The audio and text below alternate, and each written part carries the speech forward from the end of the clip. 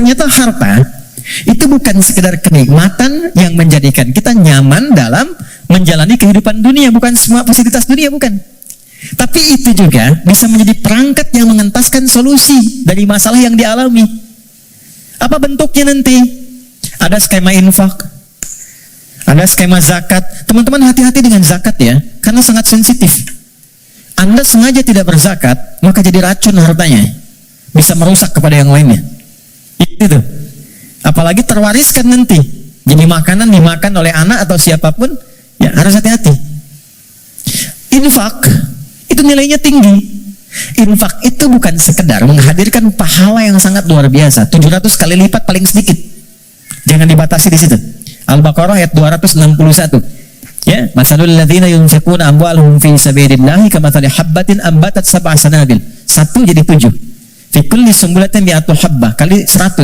1 kali 7 kali 100, 700 kali lipat. Itu maksudnya pahala ya. Pahala, bukan perkalian feedback ke kita, bukan. Jangan bayangkan begini, kalau saya infak 1.000 balik 700.000, bukan begitu cara memahaminya. Itu nggak tepat. Yang dimaksud, Anda mendapatkan 700 kali lipat pahala di akhirat nanti. Jarak satu keduanya 500 tahun, dua ketiga 500 tahun. Itu di akhirat. Di dunianya dapat apa? Nah, di dunia itu pancaran keberkahan. Di antara pancaran keberkahannya ada 2. 1, memberikan tambahan barakah kepada Anda yang nilainya lebih daripada apa yang Anda berikan, minimal 10 kali lipat. Misal, dijaga dari sakit yang kalau berobat nilainya sekian, dijaga dari musibah yang kalau dialami keluarnya mesti sekian. Itu. Yang kedua, ini yang paling menarik, infak dengan harta itu kalau diniatkan sesuai dengan keinginan yang kita mohonkan pada Allah, itu bisa mengentaskan persoalan yang sedang dialami. Itulah wasilah tawassul dengan harta. Rumusnya Quran surah ke-5 ayat 35. Saya pakai Quran, jadi nggak bisa dibantah. Ya ayyuhalladzina amanu taqullah. Hai orang-orang beriman, tingkatkan takwamu kepada Allah, wabtaghu ilaihil wasilah, dan cari wasilah dalam rangka menunaikan takwa itu. Apa wasilah diantaranya? Bisa menggunakan harta. Harta. Yuk, saya kisahkan dengan singkat, cepat sekali. Kalau mau infak, coba yang pertama, ini nasihat saya dari Quran. Orang pertama yang kita tuju kalau ingin berikan infak, orang tua. Siapa? Orang tua. Berikan yang terbaik yang mampu kita persembahkan. Itu ada di Quran surah kedua ayat 215. Yas'alunaka madza yunfiqun. Mereka banyak berkonsultasi, bertanya pada Muhammad, apa yang harus diberikan kalau pengen infak? Dijawab oleh Quran dengan 2 jawaban. Qul ma anfaqtum min khair. Katakan kalau ingin infak, kaidah pertama yang terbaik. Bisa. Anda beli mangga, beli mangga. Ibu masih ada. Berikan yang paling besar, yang paling bagus, yang terbaik itu buat ibu. Kalau mau dibagi. Contoh aja. Kemudian lil walidain. Urutannya kalau ingin diberikan, 1 yang pertama orang tua. Belakangnya nanti ada 4 lagi, 5 golongan utama. Wal aqrabin, kerabat terdekat. Wal yatama, orang-orang yatim. Wal masakin, orang-orang miskin. Wabnis sabil, orang yang kesulitan di perjalanan. Tapi yang pertama orang tua. Jadi teman-teman, kalau orang tua masih hidup, apa yang bisa dipersembahkan walau tidak diminta, sedang ada masalah misalnya kan, mohon kebaikan pada Allah, bikin makanan datang pada orang tua, minta doanya. Ini sederhana tapi dalam, minta doanya.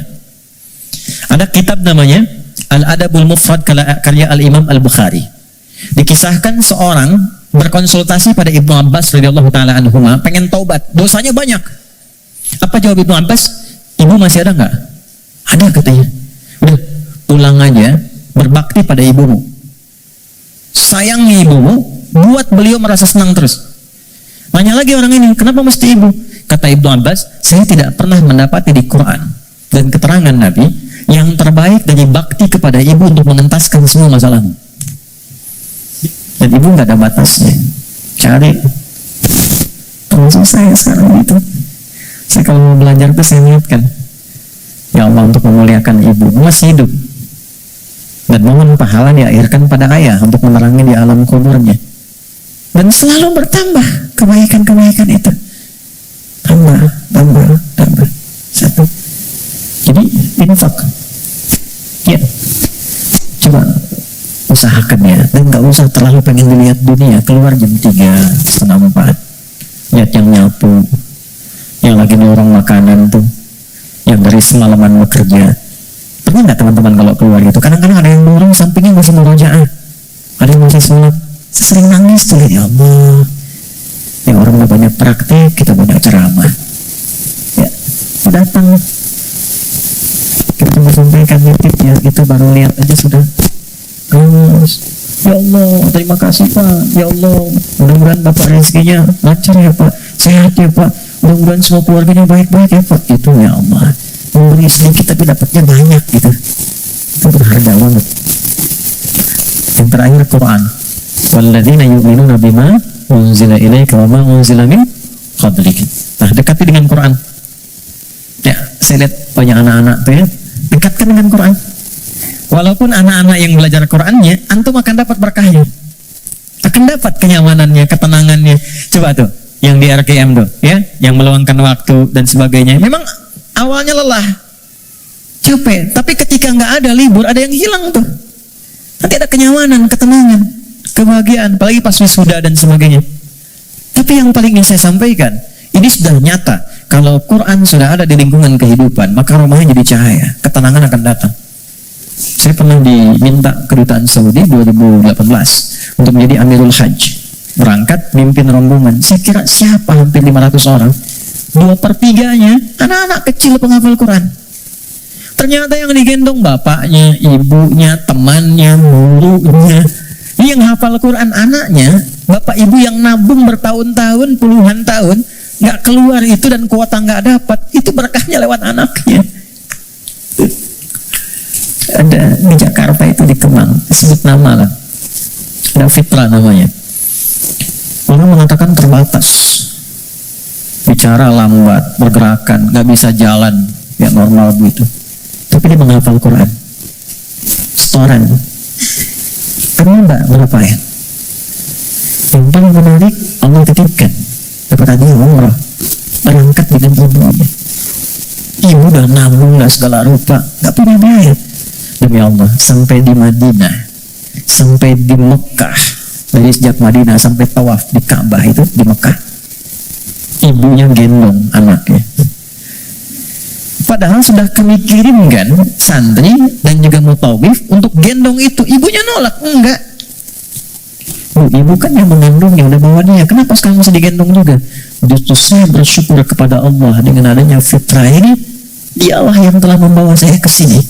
Maka biarkan saya menggendongnya sebagai syukur saya kepada Allah ya. Jadi jangan melihat anak-anak punya kekurangan, gak ada, anak tuh semua istimewa. Jangan lihat fisiknya, jangan lihat perilakunya, ada keistimewaan yang Allah titipkan di dalamnya. Boleh jadi keberkahan itu di anak Anda, solusi itu di anak Anda. Bukankah Anda kadang punya masalah, lihat anak jadi tenang lagi, pulang dari kantor lihat anak merajaah, anak menunggu, anak memanggil, Anda ceria lagi. Dekatkan mereka dengan Quran. Gak ada yang paling indah kecuali Anda pulang dari pekerjaan, dibuka anak Anda yang 4-5 tahun tiba-tiba mengatakan amma yatasa'adun anin naba'il azim. Anda lihat dari belakang, demi Allah, kecuali Anda mengejarnya, nunggu di belakang, Anda peluk dia dan keluar air mata itu. Gak ada yang paling indah, dan itu mahal. Apalagi ketika anak-anak telepon, "Papa," dia gak bisa berkata-kata. Kenapa nak? Aku telah selesai hafalan 30 juz. Udah, kontrak sebesar apapun gak akan bisa membeli itu. Jatuh Anda sujud, kharru sujadah, sujud. Takwa itu simpel, takwa itu sederhana. Wabil akhirati hum yuqinun. Jangan larut dengan masalah dunia ya, sehingga menjadikan Anda meratap dan Anda tidak move on dengan kehidupan berikutnya. Ini sebentar, bukan cuma Anda yang punya masalah, orang lain punya masalah juga.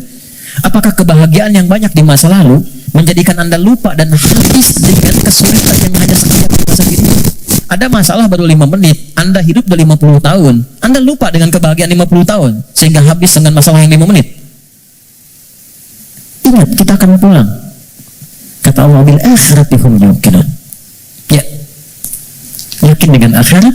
Kalau nggak dapat di sini, di akhirat pasti diberikan. Maka ayat kelimanya, orang yang mampu menerjemahkan takwa dengan kiat-kiat tadi, ulaika ala hudam mir rabbihim wa ulaika humul muflihun. Maka ia akan selalu lekat dengan petunjuk dan bimbingan Allah, dan kebahagiaan melekat dalam titian kehidupannya. Maka kita teruskan kembalikan dan kita akhiri dengan Quran surah ke-65 di akhir ayat kedua, di awal ayat ketiga yang sudah dibalik tadi di belakang. Ya, kita katakan wa may yattaqillaha yaj'al lahu makhraja. Semakin takwa ditingkatkan, salat naik, infak bertambah, kepada orang tua baik, Quran ditambah, sehari 1 ayat jadi 10 ayat, 1 halaman 1 juz, yakin dengan akhirat, yaj'al lahu makhraja. Terakhir, wa yarzuqhu min haitsu la yahtasib. Bahkan nanti pada titik tertinggi, rezeki pun Allah antarkan tanpa sulit dia mencarinya. Sekejap datang. Saya tutup, wa may yattaqillaha yaj'al lahu min amrihi yusra. Kalau sudah semakin tinggi takwanya, maka diringankan semua ujian hidupnya. Bukan gak punya masalah. Ingat, bukan gak punya masalah. Tapi setiap akan dialami, diringankan dulu sehingga dia merasa seakan tak ada masalah. Padahal dia menghadapi hal yang sama. Ada 2 orang berhadapan dengan persoalan yang sama. Yang satu nggak ada masalah, yang satu merasa sulit. Kenapa? Karena yang satu sudah mendapatkan keringanan dari Allah Subhanahu.